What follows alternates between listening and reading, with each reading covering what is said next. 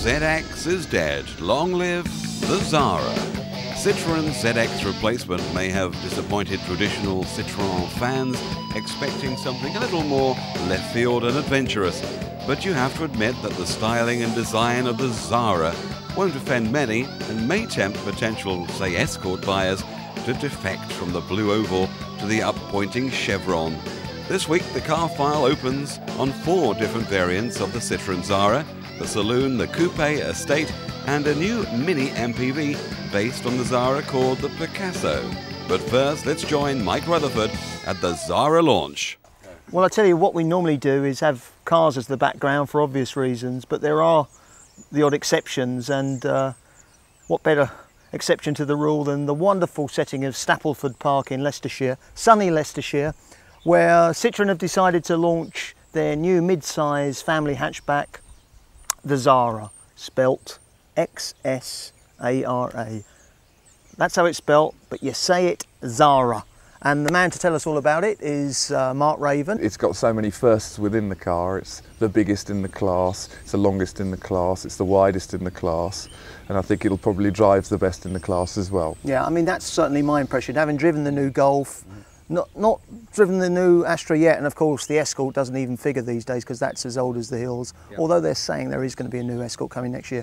You say it's bigger, it's the most spacious car. That doesn't necessarily mean that the car on the outside is bigger. It still means you can get it in a rather small garage. It just means better utilisation of space within the driving and passenger cabin. That's right. In fact, the car is actually longer anyway from the original ZX, but that TARDIS effect can be achieved. You can still make a car bigger on the inside without actually expanding it on the outside. I think that the car is designed to provide useful benefits to a user. Certain things, for instance, like the automatic windscreen washer, so that detects the moisture on the windscreen and will wipe at that point, so you don't have to worry about putting your wipers on. And it'll get faster if it gets wetter. That's right. And that's activated, that responds to the weather conditions. There's a sensor on the car, decides how wet it is and acts accordingly. That's right, it's nothing more irritating than having to keep turning on and off the windscreen wipers. So that's just a nice little practical help. You've got things like the visible child lock indicator, so if the child locks are on, you know they're on by a little red sign that shows up quite clearly. So if you're a parent, you never have to worry about a kid opening the back door and falling out. A useful thing like stowing the rear parcel shelf, that can be put away neatly within the car. It's not something that you think, oh, I've loaded up the car, now what do I do with the parcel shelf? 3-part bumpers, so if part of the bumper gets damaged, you don't have to replace the whole bumper. A lot of people relate to that because there's nothing more annoying than having a bit of damage. You've got to buy the whole new thing. That's right, you get a sort of parking scrapes where somebody bangs it, and in fact, interesting side to that is that the door has got 3 separate locating notches, so when you open the car it locates on 3 different points, so you don't get a door swinging open, damaging your car and maybe the car that you've parked next to as well. But as far as the styling is concerned, I think that it's important to remember that you're producing a car that has mass appeal, and you can come up with some sort of space alien type of vehicle, but will anybody actually buy it? So what we've designed is a car that the people want. It looks good, it is stylish, but it's a classically modern car. It's not something that's going to look out of date within a year. Well, if you're wondering why I'm looking so smug and so happy, it's because this is not a bad way to earn a living, actually. Sitting in a nice, reasonably priced car with a very, very nice interior. I've got to say, I mean, the French are stylish in many respects, but I'm telling you, when they want to be, the French can be about as tacky as you can get. And some French car interiors in the past are about, well, they're the epitome of tackiness, but not with this car. This is more Germanic, German/Japanese, although the quality is far better than anything you'll see out of Asia. This is a very nice, solid feeling car interior. We've got here a combination of black and grey, nothing too tacky, very nice grey dials against a black background. Too easy for car manufacturers these days to have those horrible white dials with black figures. Doesn't work. These are nice. And you do feel that you are in a car that's far bigger and far more expensive. I mean, look, I'm extending my arms just about as far as they can go, and I'm not even touching the door, just about touching the door. I've been in cars that are much, much larger, and of course much more expensive than this, and you don't get that much elbow room. The architecture, if you like, inside the car is very, very clever. You know, don't you, that with your when you're having a fitted kitchen done or something. It's not the size, the actual floor area of the kitchen that counts, it's what you do with that floor area and what you squeeze in and where you squeeze it in, and making the best possible use of limited space. And that's exactly what they've done here. And the architects and designers of this car, as that Pratt came round on the wrong side of the road over my side of the white line, the architects and designers of this car have been very, very efficient with the space and have done a great job.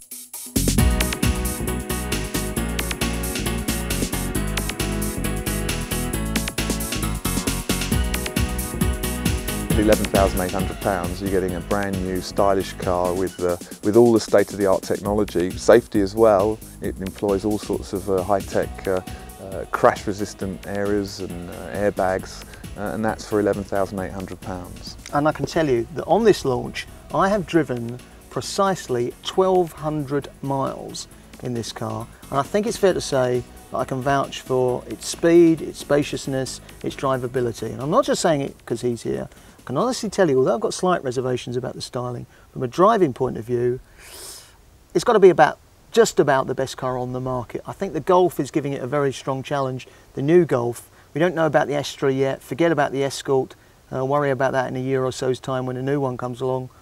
For 12,000 quid, the best mid-sized family hatchback on the market just has to be, from the driver's point of view, the new Citroen Xsara, spelled Xsara.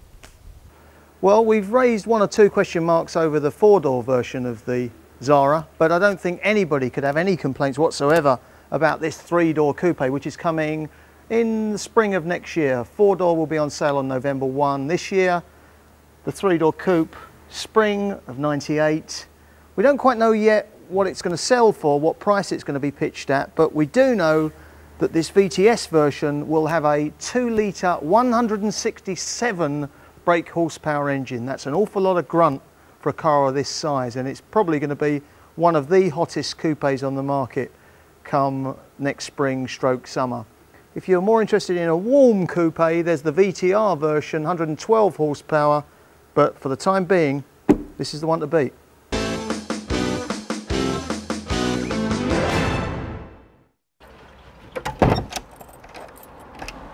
Do you know, I have to admit to being a girl who quite likes stuff. Not for me the dainty little handbag or the compact overnight case. No, it's everything and the kitchen sink as far as I'm concerned. So I suppose that one day I shall have to bow to this practical side of my nature and invest in the ultimate carrier of stuff, the estate car. Come on, Woody. Yes, carrying people's stuff has become big business, and all the car manufacturers have cottoned onto that. Luckily for them, it appears there are plenty more people out there like me who also feel the need to have their stuff with them wherever they go. And these days, you don't need to fork out a fortune for the privilege. Carrying stuff may be big business, but so is the small car market. Put the two together and what do you get? The 306 Estate, Vauxhall's Astra Estate, the Honda Civic Aerodeck, and this, the latest baby from Citroen, the Xsara Estate. Now, as we all know, the Xsara may have enlisted the help of that ultimate supermodel babe, Claudia Schiffer, to promote its looks, but in reality, it doesn't really set that many photographers' flashbulbs on fire. However, add a little bit extra to the back, and it's suddenly become quite elegant. This is a rare occasion where the Estate is actually an improvement in the looks department. It's quite sleek, and instead of having roof bars, the Xsara's mounting points are integrated into the roof, keeping its lines nice and smooth. Inside is also nice. It isn't exactly stylish and it isn't exciting, but it's functional, it's well laid out, and everything feels very solid, which is what you want in an estate car that's bound to get plenty of use. One touch that I particularly like is the way the controls for the stereo are mounted up here on the steering wheel. I think it's a good safety feature and something more manufacturers should do. But hey, enough of the interior. Let's get back to all that stuff. How big is this car? Will I get everything and the kitchen sink in here? Well, it has apparently the largest load space in its class. And if it means anything to you at all, it has 517 litres of boot space. An amazing 1,512 litres when you fold the back seats down. No, it means nothing to me either. And if you like to play Hunt the Map Pocket and spot the secret storage space, then you're in for a treat, because the Citroen Xsara estate is packed full of practical little touches. Look, 2 glove boxes, door bins, a little stuff holder in the middle here, another one in the dash, and even more space for stuff cunningly concealed in the door armrests. And here at the back, the bumper has been cleverly built into the tailgate to give you a lower loading area. Inside here there's a parcel shelf, there's yet more cubby holes and a net with points to tie things down to. Like your husband, the kids, or maybe even the dog. Come on, Woody!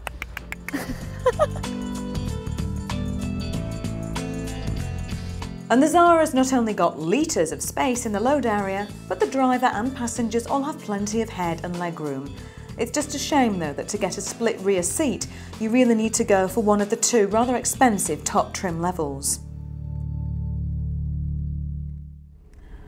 Out on the road, well, let's be honest, you're not going to buy an estate car and expect sizzling performance and wonderful dynamics, are you? But it actually doesn't feel that different to the 5-door. Now, whether that's a plus point for the estate or a mark against the saloon, I'm not too sure. The handling feels solid and stable and the ride is comfortable. The suspension and the tyres on the Xsara estate have been uprated to cope with all the extra weight, which has made the ride much firmer. Maybe a little too firm for some passengers. Powering this version is a 1.9 diesel engine, which has been around for a while now in both Peugeots and Citroens. And I have to say it's showing its age. It really doesn't have the refinement of some of its rivals. And most importantly, it isn't as economic as them. Better bets engine-wise are the 90 brake horsepower 1.6 or the 112 brake horsepower 16 valve. Also on offer is an underpowered 75 brake horsepower 1.4 and a 1.8, which is unique to the SX automatic model. The cheapest 1.4 will set you back just £12,470, and the top of the range 1.8 is £15,700. With this turbo diesel exclusive, the most expensive in the range at £15,800.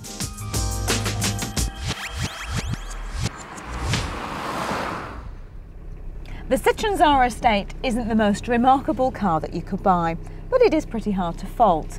So if you've reached that point in your life where you need plenty of space to carry all your stuff around with you, then this is a very good estate car at a very reasonable price.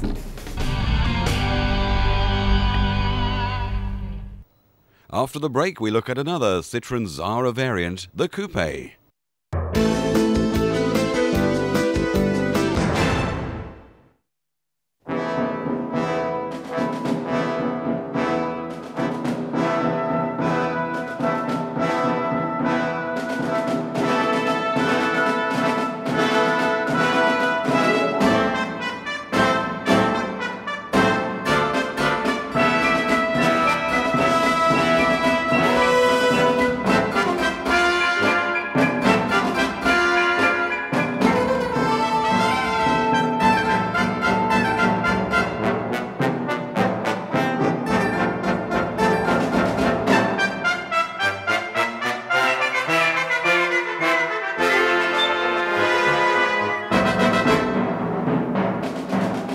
What? Well, this? It clashes? What am I supposed to do? Somebody's complaining over there that my top, which my mum actually did buy me for Christmas, clashes with the colour of this car. Well, it's too bad. It's the only top I've got. And what is this car? It's the Citroen Xsara Coupe. Now, you remember probably back in the summer, we took a close look and we liked the 5-door version of the Xsara when it was launched, although we criticised its styling slightly. This is a little bit more adventurous. This is the coupe version for the younger set, as it were. Perhaps people slightly younger than me. I'm too old for this car. This is for the 30-something male who is looking for performance. And I've just come back in this VTS version here, the top of the range version, and performance it has, I can tell you.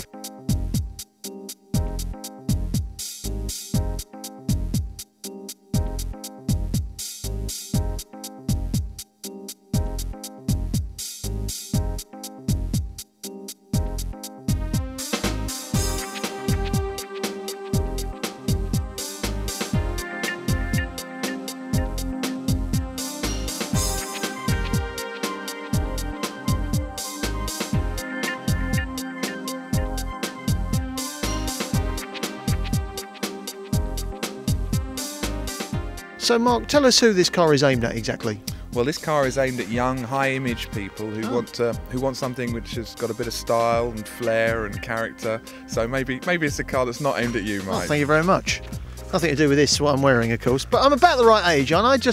Yeah, you're actually about the right age, yeah. Good. So, we won't go into too much. We won't say how old that is. No, not in too much detail anyway.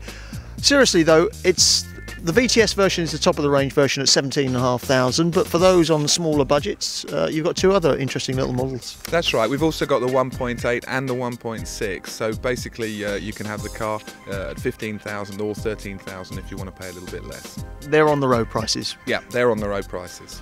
Very well spec'd.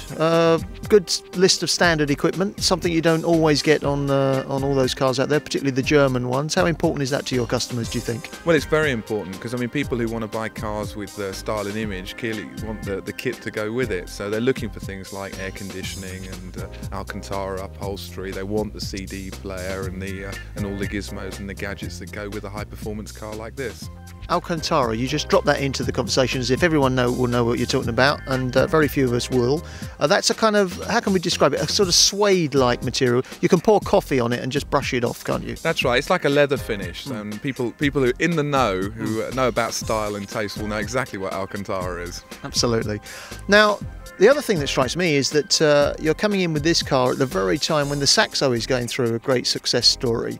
I think a lot of people will be surprised to learn just how successful these days the Saxo is, particularly the high performance versions. That's right. I mean, the Saxo Super Mini is probably the hot hatch success of 1997. We sold 6,000 high performance vehicles from that category, which is an unheard of volume, especially as we only introduced it in '97.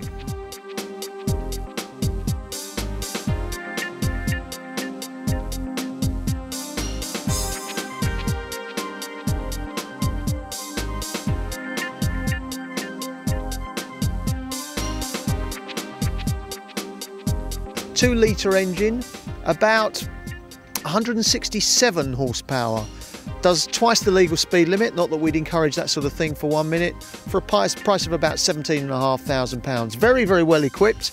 Twin airbags plus side bags too, so you're talking about 4 onboard airbags. Think of the noise if that lot go off together. CD player, air conditioning, very well equipped inside, I think. Don't like the positioning of the electric windows. Took me 5 minutes to find out where the switches were for those. But in terms of driving performance, wow, great little car. Very, very torquey engine, great handling as you'd expect on Citroens, great chassis. Really is an awful lot of fun to drive. Your biggest problem in this car is keeping clear of the law.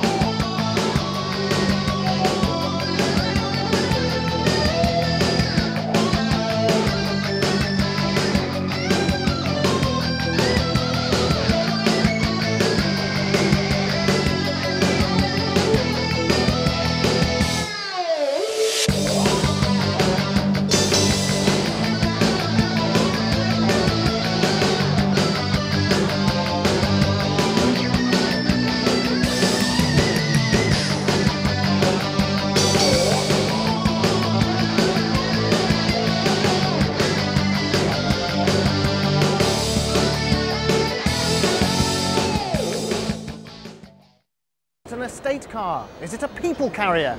Well, Citroen would have you believe that the new Xsara Picasso, with its smiling frog face, is all three.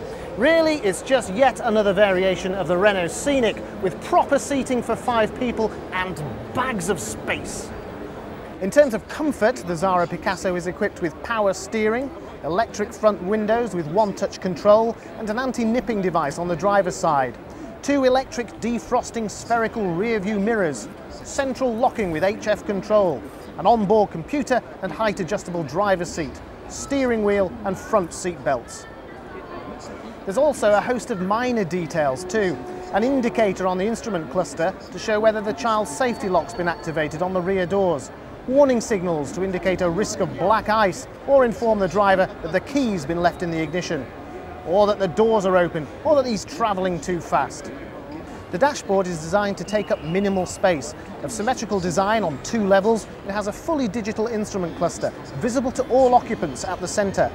A centre console designed to share information with all the occupants too, and a well-balanced interior design with its symmetrical layout, generous stowage space, and controls accessible to the passenger. It seems that if you're a backseat driver, then this is the car for you. Picasso the artist was a cubist. I think the car's a bit square. But if this is the sort of thing that tickles your fancy, you're going to have to wait. We won't be seeing the Xsara Picasso on British streets until about the year 2000.